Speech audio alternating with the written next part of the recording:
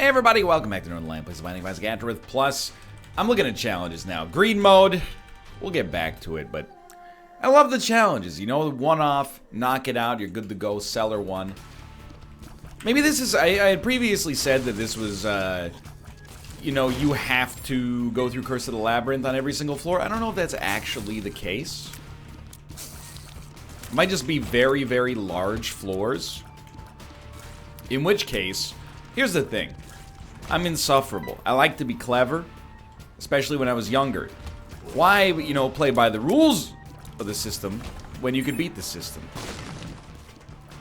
In school, it would be like, you know, try to find the way to, you know, get the maximum mark with the least amount of work. Well, you said it had to be, you know, a minimum of 2 pages. You didn't say that the pages had to be 8.5 by 11. Well, I'm kind of like gaslighting myself. That's not really the way that I acted. Most of the time I just did my work. But either way, on this challenge, I'm looking for the seam. Where's the seam on a challenge? Oh, it's very simple. Blank card Emperor. Or even just the Emperor. The other seam is, you know, merit-based. Hey, just be strong. Complete the run. Get stronger. Go to item rooms. Headstrong to take you on. I'm headstrong. I'll take on anyone. Paper bag. Bag lunch.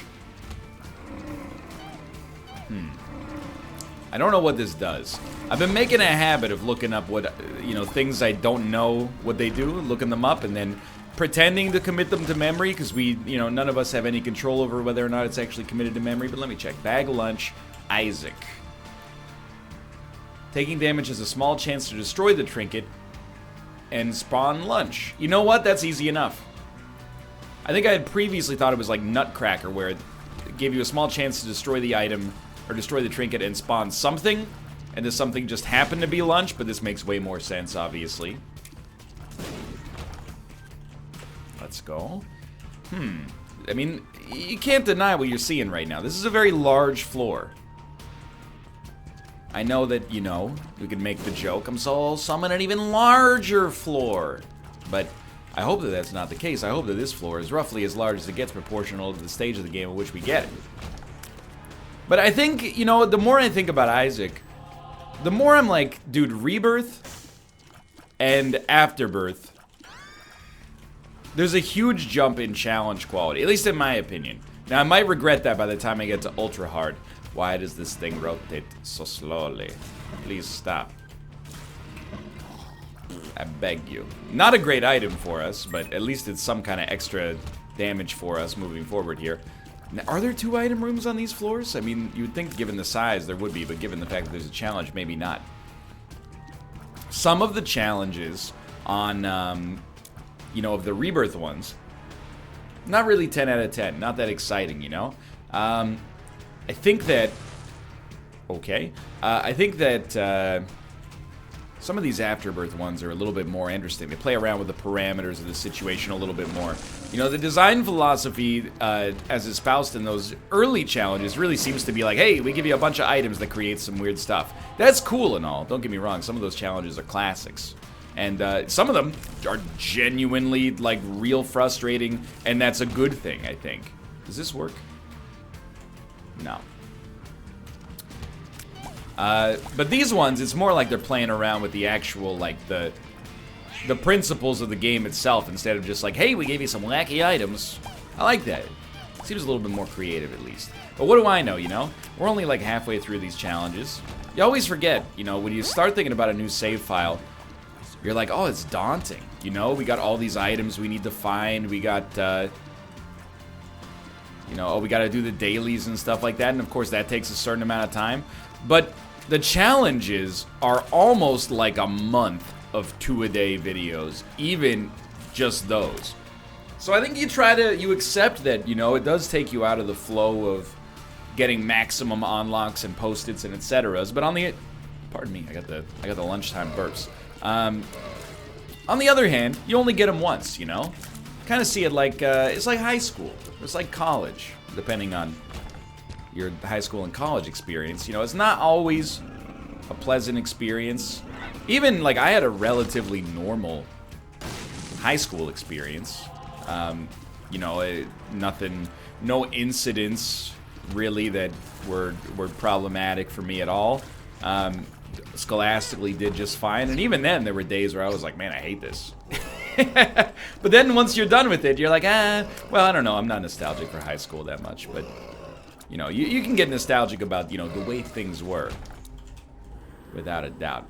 Certainly we're going to take Mom's Knife, and if there's ever been a run that justifies taking Mom's Knife, I mean, look at this one, where we have 75 rooms. I also don't mind using our HP to take all the items as well, because we've got an HP upgrade just sitting in our trinket slot right now. That's why I find, you know, I don't like to be the guy who's anti-nostalgia. The only reason I think I'm positioned as anti-nostalgia is because if it wasn't for me being anti-nostalgia, there'd be too much pro-nostalgia out there. There's nothing wrong with nostalgia. You know, if your favorite video game of all time is a game that you played for the first time when you were 5 years old, so be it. I don't know, it's better than me not even taking a stand. I don't even know what my favorite video game of all time is. You know, I'm kind of waiting for, it's like LASIK surgery. Like, I'm waiting for my taste to settle, if that ever happens. And then I'm like, now I'll feel confident choosing. But I used to say that my favorite game of all time was Super Mario World. Coincidentally, or maybe not coincidentally, also maybe like the first or second video game I ever played. I think I am going to explore. I just want to know, do we get anything else on these floors? You know, is it just a large floor, or is there something else afoot? Want to try for a secret room, at least get enough money to make the shop worthwhile. You know what I mean? That's why, like, I think some of nostalgia is dishonest. You know, you only remember the good parts, and the bad parts kind of fade away to some extent, unless they give you lasting trauma, which is probably, like, the flip side of nostalgia, I guess, is, like, you know, just remembering exclusively the bad stuff. But I think there's a lot of it in the gaming industry, and that's where I try to step in, I guess, and I try to be more objective, even if it is still just my opinion, you know? I feel like, oh, games were so much better in the 1990s when 50% of games were movie tie-ins that sucked really badly, and, you know, if you wanted to help, you had to call the Nintendo helpline at $1 a minute, and if you wanted reviews, you had to buy a magazine that was $15, and it may or may not have been led to its existence by the creation of the publisher in the first place, so you get the idea. I'm just saying. What do we got? Restock. I will take it. Couple of reasons. Well, actually, one of my reasons is invalid. Did you know that Restock was the last item that Nicholas got on his Rebirth save file? I find that hilarious. I mean, it's not like my item is anything special. I think in the last save file, it was actually Unicorn Stump, but it's unique to Nick, I think. That is such a good item, but it ended up being last regardless. But so the one reason I was going to pick it up is so that didn't happen to me, but we've probably already taken it for one, because we know how good it is, and secondarily, we also are in a challenge-free zone, so it doesn't really help us here. I'd rather have the latent HP upgrade, I think. And the other one is that I think if we have a lot of floors, we're probably going to end up picking up a lot of money. So we can, or more money than average at least, and we can use that money to subsidize our purchases. Allow me to hydrate for a second here. All I'm saying is I think as you get older, you get harder to impress, but yet your memories stay, you know, roughly at the same level. Like, let me put it this way, you know, movies that I liked strongly when I was 16 years old, I still like strongly now, even if I haven't seen them. Even though I should go back, and if I'm gonna say, like, oh, well, you know, like, this is one of my favorite movies of all time, we should go back and be like, hey, is it really? I will say, you know, when I was 16, 2004, what was my favorite movie of all time? Eternal Sunshine of the Spotless Mind. At 29, what's my favorite movie of all time? I don't know, it's a tough question to answer. I haven't dedicated a lot of thought to preserving my lists of what is and isn't, you know, on my best movie of all time list, but I still do like Eternal Sunshine a lot. I think it's a fantastic movie. Do you know what I mean by that? Here's what I mean. You're more easily impressed, I think, the younger you are. The older you are, the harder you are to impress, because you've been exposed to a wider, variety of experiences, including media. And then the only thing that changes is you go, wow, I think it's dishonest when people are like, things were better back then. No, probably not. I think things are probably roughly about the same. Maybe that's a little intellectually dishonest as well. However, the difference is you're harder to impress now. And that's a good thing. So we have Mom's Knife, Tammy's Head. Bad selection. Bad synergy, I should say. I mean, if we're being honest, it's actually a good synergy. Just not as good as, well, all I'm saying is give me Brimstone or you're a coward, I guess is what I'm trying to suggest here.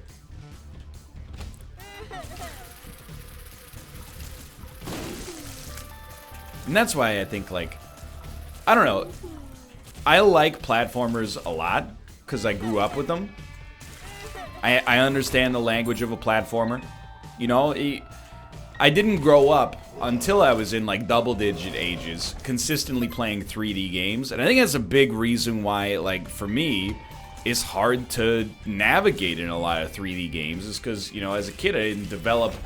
my brain was too busy being like, hey, we're going to take this portion of your nerves and we're going to use those to code for the exact, physics equation to get Mario to jump over a gap of this height. Yes, I said Mario. You got a friggin' problem?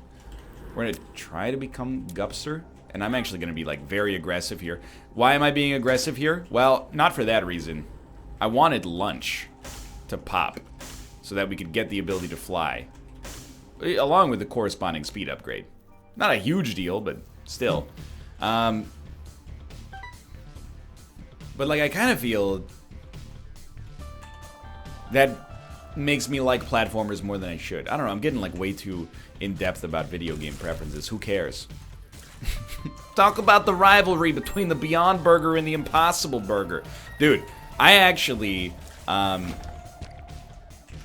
if you're not familiar, the Beyond Burger and the Impossible Burger. This is a rant about vegetarianism that will apply to people who are not vegetarians, myself included, but is also just interesting.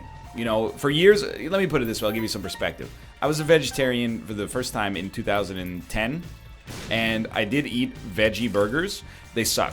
My position since then has always been, some of them are better, admittedly, but most of them are pretty bad. And my position since then has largely been, if you're gonna eat vegetarian cuisine, don't try to just be like, I'm gonna eat the same thing, but I'm gonna eat the vegetarian version. There's a product called Seitan. I'm just gonna call it Satan, okay? Because I think I'm tiptoeing around it too much. But it's basically just processed wheat gluten, and if you process it in the right way, it kind of tastes like meat. It's not bad.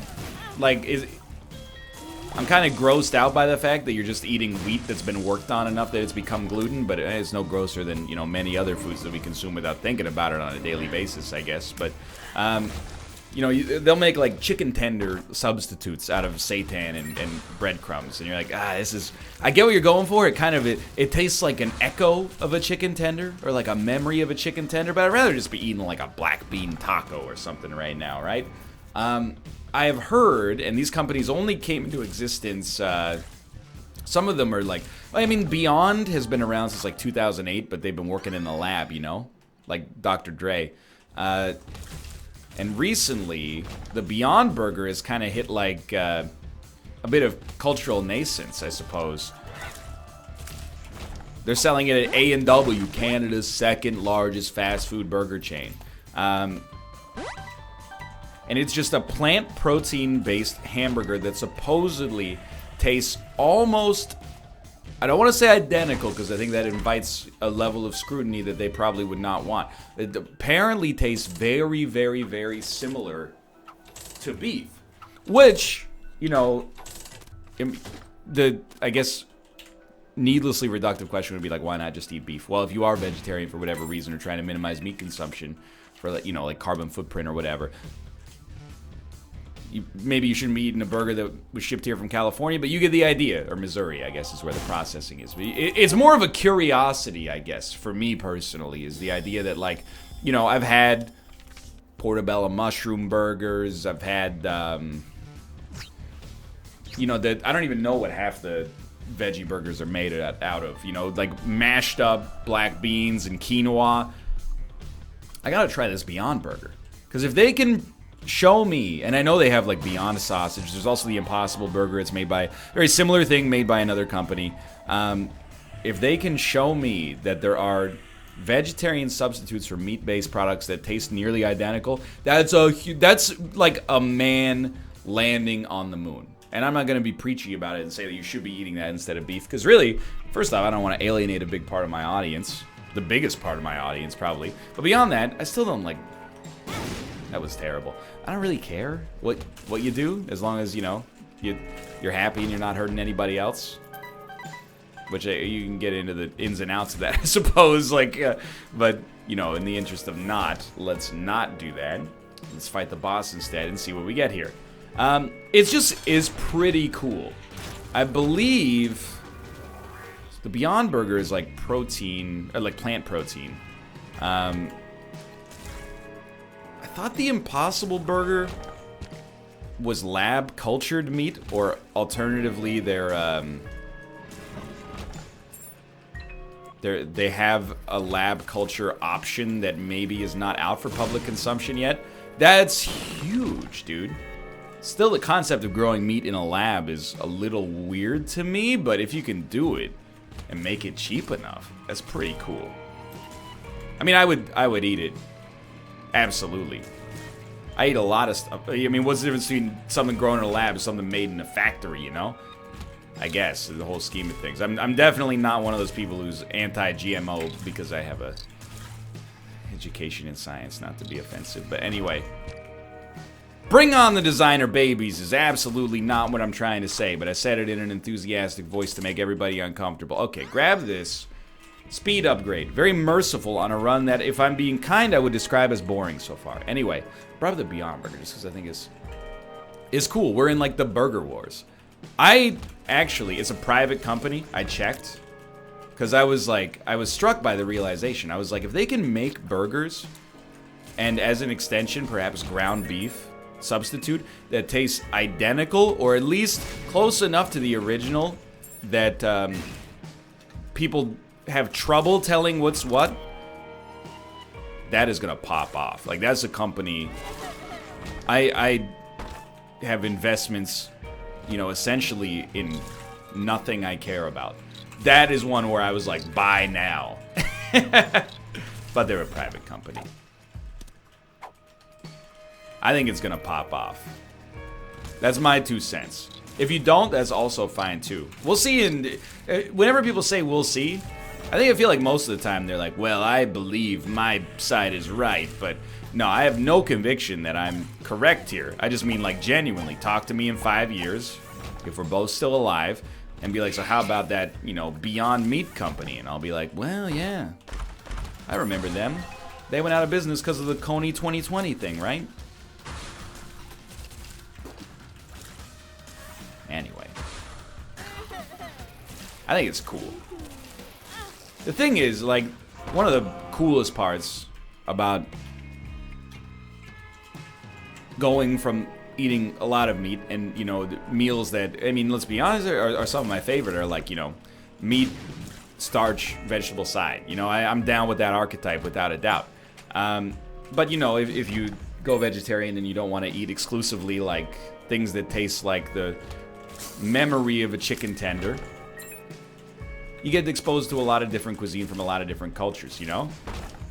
Like last night, Kate and I ordered pizza, and I was looking through the vegetarian options just to be like, I mean, I could eat some meat, but obviously. But, you know, I'd rather just experience what we got going on over here. And there was like a coconut curry pizza. How was it? I don't know. A little weird, but it was not tomato sauce based. It was like a korma sauce base, and then, like, you know, baby spinach, hot peppers. It was good, but certainly a little unusual. But I never would have experienced that if I had just gone for the one that's like, hey, 8 different kinds of Italian cured pork products, which previously had been my go-to, and may still be in the future. But if they could also do the best of both worlds and be like, hey, you can start to eat some You know, maybe some falafel, something you've never had before in your life. But also, you could have a burger that's like a reasonable approximation.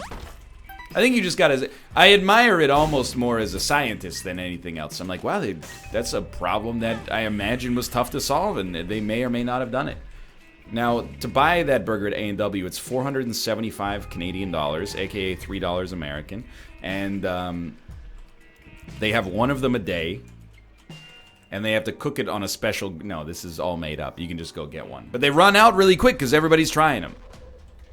Beyond, please go public. I don't even know what that means for the most part. You know, I only took 2 business classes in college, and mostly they were just to fill up an elective slot. But please go public. I believe in your company. I would like to buy stock in your company. I don't know what that means. Can we do a sponsorship? Now that I've talked about you, maybe you could just give me some stock? Give me a share, at least, you know? I don't know how many shares are there for a business like that. 100,000? I'll take 1/100,000th of the company. Seems like an equitable exchange to me. I mean, I'm providing a very valuable service here. Creating arguments about your product in my comment section. If that's not worth a fraction of a percent of your company, I don't know what is, man. Anyway.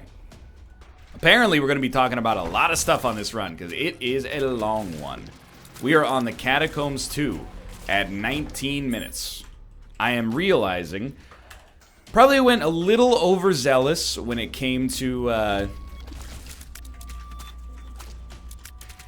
you know, trying to do every single room on these floors. Probably unnecessary for us to do that. Instead, especially seeing that we have to go all the way to the Mom's Heart fight, I think we should really just try to get to the boss rooms as soon as possible. It's the anus room. Not the anus room, sorry, the anus rune. I am going to go to the item room in the shop. My whole thing about going to the item room in the shop is that one day there will be a judgment card. And by judgment, I mean Emperor. We get an Emperor card. Basically, I've gotten 8 minutes of my life back by depriving you of the content that you deserve and expect. Sorry, I thought that guy was one of the ones that just pushes us. My mistake. In my defense, my eyes are very, very bad. You know what's weird about having glasses? I was thinking about it the other day. At this point, I've had glasses... Well, I was thinking about it for 2 reasons. The first one was that I was like, man, it's 2018. I've been bald for 10 years. It's the first time in my entire life. I mean, I'm only 29, but it's the first time in my entire life I've had the same hairstyle for a decade. And realistically, probably gonna have the same hairstyle for a long time. I wonder how much time it's saved me. Cumulatively over a decade. I'm not trying to necessarily advocate for baldness, but you know, baldness is really just one of those things where it's like, well, you know, you don't have to advocate for it. It's gonna, if it's happening, it's gonna happen. But you know, if there's a pro to baldness, it does save you a lot of time. You know, one of the things that it does for you is it saves you time drying your hair. You know, you still have to dry off. And to be honest, there is a correlation probably between male pattern baldness and body hair growth elsewhere. So I feel annoyed when people are like, you save so much time washing and drying your hair. And I'm like, well, I still have to, you know, dry the hair that exists on every other surface in my body. By the way, if you said, ooh, thanks for the body shaming. I don't know why it's okay to shame a dude for having body hair that was basically a genetic result that I have no control over. So it seems a little rude to me is all I'm going to say. I'm not going to say I can't take it. You know, I make jokes at my own expense there all the time. It's an annoying thing to have to deal with. And people who don't have body hair, they always, they try to like skin shame you. You know, they'll be like, why don't you just get a laser hair treatment? Yeah, why don't I just shoot a laser all over every surface in my body, essentially, ranging from my torso to like the bottom of my ankles, and you know, pay probably thousands, maybe tens of thousands of dollars, and then deal with, you know, the blisters and rashes that come with your hair being shot off by a friggin' laser Oh, well, why don't you just get waxed every 6 weeks and go through an incredibly annoying experience that, again, is also expensive and time-consuming and doesn't even take the hair away permanently. It just comes back finer. You got all the solutions when you don't have the problem. Now, I feel for you if you're out there and, you know, you shave your legs, you shave your armpits, etc., etc. Also, I imagine annoying, you know? It is a little easier for me. In this case, for sure. I'm just saying. Mostly I'm angry at the mid-20s guys who are like, you know, well, I have like 6 chest hairs and it's gross. You don't even know! Anyway. So you save time a little bit on that, but... Ooh, so good. You also do... This is a real XL floor. That's hilarious. You also lose time. You know, it takes me longer to dry off than I think it takes the average person. Save time not getting haircuts. You save time. You save probably at least, I would say, 5 minutes a day. Let's say a half hour a week, not having to style your hair whatsoever. And 5 minutes a day is probably a little mild. Now, you do have to shave. I shave my head maybe once a week. How long does it take to shave your head? Less than 10 minutes. So that's like 70 minutes. I would say that's roughly the length of time of a haircut. So I'm going to call that like a wash if you get your haircut once every 6 weeks, which is probably average, even though not everybody obviously is going to be doing that. So, I mean, here's the thing. NL, you really screwed that one up. Why not take blank card, chaos card? We already have chaos card. It's called Mom's Knife. When it hits an enemy, they die. And it doesn't even require us to get rid of Tammy's head, which is even better. So I don't know, I gotta think that, you know, having baldness, or being bald, I don't know how you would describe it, it's probably, you know, it saved me, if you think it saved you a half an hour a week, 20 hours a year, 260 hours, it's like, you know, 8 work weeks or something like that? 6 work weeks? 7 work weeks? And all it's cost me is an incredible amount of self-esteem, and I did spend some of that time crying, of course, and, you know, social status, maybe people are talking about me behind my back, and first time I get introduced to people, you know, they're like, oh, hey, Kojak, and, you know, you get the idea. All it's cost me is my life. Nah, I'm being facetious. Anyway. I was thinking about it, like, 10 years is a long time. I'm reaching that age, or I guess at this point I am at that age, where I can say something happened to me 10 years ago, and even though it happened to me 10 years ago, I was an adult. That's a weird milestone, to have been an adult for a decade. You know, I've got practice being an adult. I think in your late teens, obviously, but in your early 20s as well, you're just figuring it out, you know? You're like, what does it mean to be an adult? I don't know. For most teenagers, being an adult means that you can buy things that you otherwise couldn't buy. It's a rite of passage. I bought a lottery ticket when I turned 18. I didn't buy a pack of cigarettes because I don't like wasting my money. The lottery's an investment, dude. You know, I was reading today about the, you guys know what the numbers racket is? It is / was an illegal lottery typically run by the mafia in like the mid 20th century, so like 1920, 30, 40, 50, etc. Until it got shut down due to the RICO stuff. But anyway, basically what it was is, you know, you'd have some guy, a bookie basically that you call, and you'd be like, hey, give me 55 bucks on, and then you choose 3 numbers. And the 3 numbers you choose usually were tied to something that was publicly available the next day. So you could actually, like, basically use the news to play the lottery. It was tied to, like, you know, the amount of money that was bet on, like, the horse racetrack. All of the cumulative total from the races from the previous day. If you guess the 3 numbers right, you win, like, a share of the pot. So you would just pick up the newspaper and it would be like, oh, at, you know, West Hastings Raceway, a total of, $94,371 was spent yesterday. And you're like, okay, I said 371, so I get, you know, making a ton of money. So it was like an informal community lottery. Why is it illegal? Look, there's probably a good reason. I don't know the answer. If I had to prognosticate, I would imagine it was because, you know, it's not subject to any kind of higher level scrutiny.